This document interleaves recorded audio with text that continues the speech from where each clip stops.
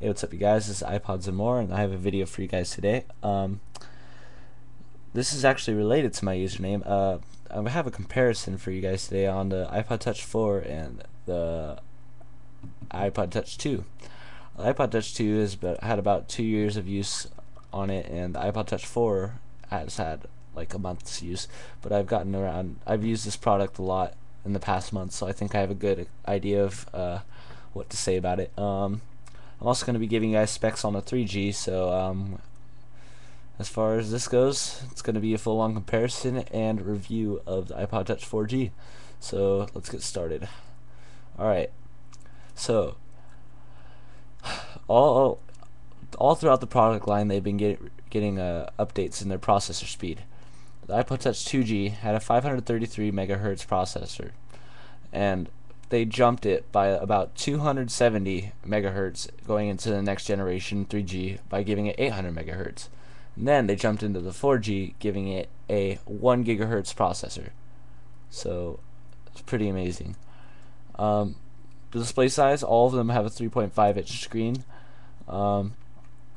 Resolutions actually changed though. The iPod Touch 2G and 3G had a 320 by 480 resolution, which was good for the time. I mean, you couldn't really ask for more. But then, when you go from the 3G to the 4G, you see this insane jump in like the crystal quality, because the 4G has a 960 by 640, which is the new Apple Retina display. Alright, it's quite amazing, the difference, by the way. You can't see pixels at all. Alright, RAM. The 2G, which is this one, had a 128 gigabytes megabytes of RAM. And then, but when you jumped into the next model, I think it was besides the 8 gigabyte model that's on the 3G, had a 256 megabyte processor. So you could multitask. I think you could multitask on it, which you couldn't do on the iPod Touch second generation when it came to the 4.0 update. And then iPod Touch 4G, I was expecting them to put a 500 or so megabyte RAM, but they didn't. But it's not that big of a deal because it's plenty for a mobile device. Cameras, as far as the 2G and 3G, which consumers were begging to have in the 3G, which they didn't throw, but neither the 2G or the 3G had a camera. But once they finally got to the 4G in 2010, they said, hey, why don't we throw in a camera? And there's one on the front and one on the back. Okay, so the 2G and the 3G both had a microphone. Well, they had microphones, but they had to be built in the earphones. And on the 4G, you probably can't see it because of the quality, but there's a little hole right there that is the speaker next to the camera. I mean the microphone. And you could also use the earphones as well. Voice control can be used on the 3G and 4G. Unfortunately, it couldn't be used on the 2G. I don't know why, but they just never implemented it. The battery was improved on the 4G.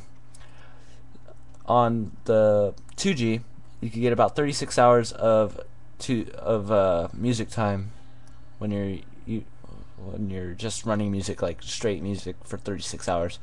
But that was probably like right out of the box, or like a sample model that they were trying to impress everybody with, because nobody ever gets close to that. On the 3G, you got about 30 hours, which I don't know why, it just like backed down. And then on the 4G, you got 40 hours, so they jumped it about 4 hours.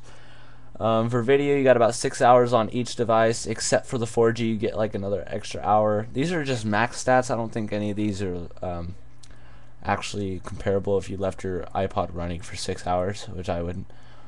Bluetooth on the 2G was only for the Nike Plus. It wouldn't work with anything else. On the 3G, you could have a 2.1 plus EDR, and then on the 4G is the same. An accelerometer was found on all three devices, so no really big updates there. And on the 2G and 3G, there was not a 3-axis gyroscope, but on the 4G there's a gyroscope now. On the 3G and the 2G, there wasn't a huge difference in specs. I don't think there was anything as far as physical dimensions, but when you jump into the 4G, it's like about 14 grams lighter, and it is about it, I think it's like a few millimeters smaller now, so it's not that huge of a difference. But when you're holding this fat thing in your hand and then you hold this thing, it feels a lot better in your hand, the 4G. So that's it as far as specs. The cameras on the iPod Touch 4G are the front camera is a VGA camera. It's just generic. It's like the one I'm using right now. And then the back camera is 0.7 megapixels, but when held horizontally and is recording video, it shoots 720p video, which I don't know how, but it comes out really, really nice. It's for a 0.7 megapixel camera, but it's not comparable to the iPhone 4. iPhone 4, just the camera quality is insane. But that's about it as far as specs. As far as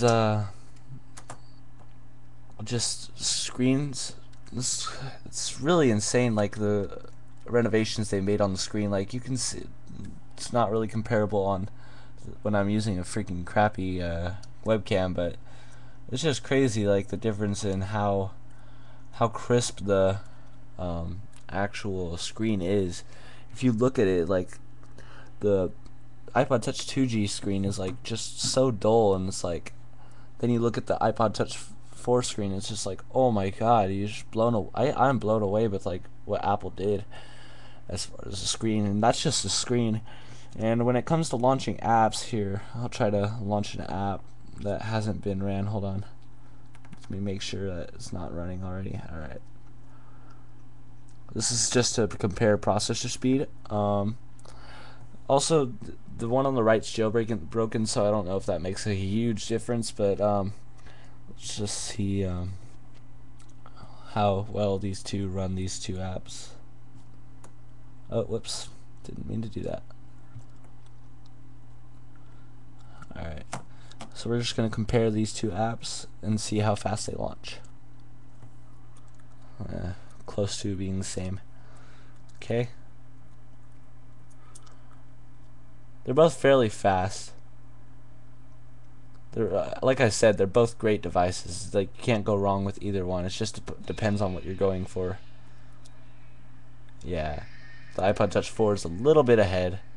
It's just a little bit faster. Looking at they both launched at fairly decent times, but like again, even on apps, you can see the difference between the screen quality on the iPod Touch 4.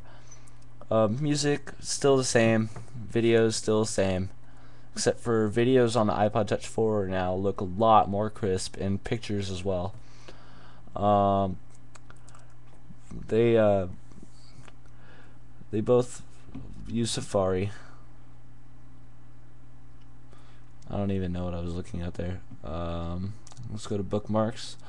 We both launched the Apple website to compare times as far as loading speeds, and I'm at my house, so both of them are the same distance away from their from the router. So we'll just see.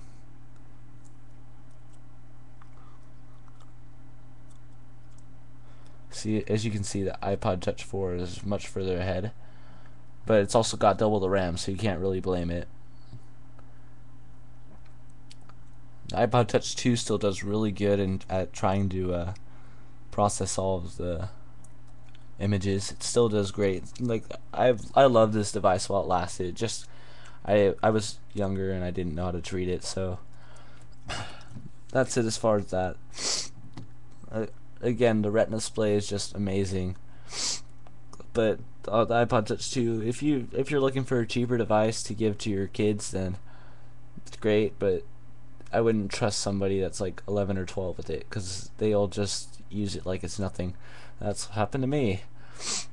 So they're both great. I recommend like putting some sort of like case or screen protector on the iPod Touch 4, because it's still got the same very vulnerable back scratch kind of thing, but I've got the Zag Invisible Shield, which it's okay.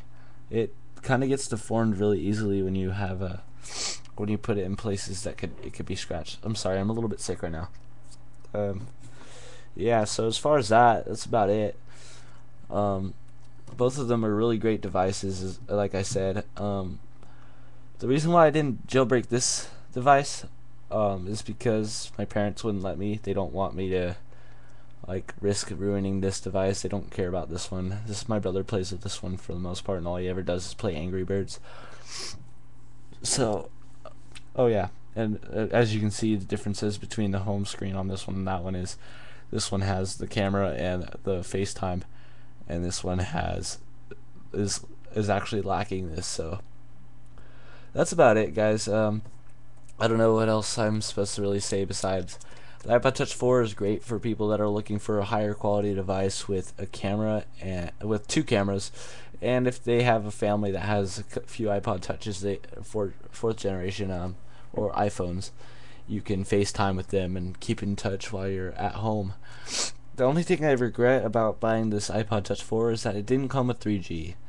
The 3G would have been really nice on this device, and it would have been really great to just like be able to have internet on the go, which I really think Apple should do for the next generation device. But like I said, it's a great device either way. Again, they're both great devices. I love this device too, but the iPod Touch 4 just wins because it has higher specs in all areas, has better battery, has better screen resolution, has more features. It's just it can't be beaten. But iPod Touch 2 is a lot cheaper, and it's a lot more it's just a lot more simple. But besides that, this has been iPodznMore. If you guys want another video, then just post a comment on what you guys want me to review next. If you guys want to see a video of the iPod Touch 4, I have a video of Final Fantasy being screen captured, but it's kind of not really a great example. But I'll probably take a sample video sometime in the next week, and I'll upload it straight. I won't render it or anything. So this has been iPodznMore. Comment, rate, subscribe.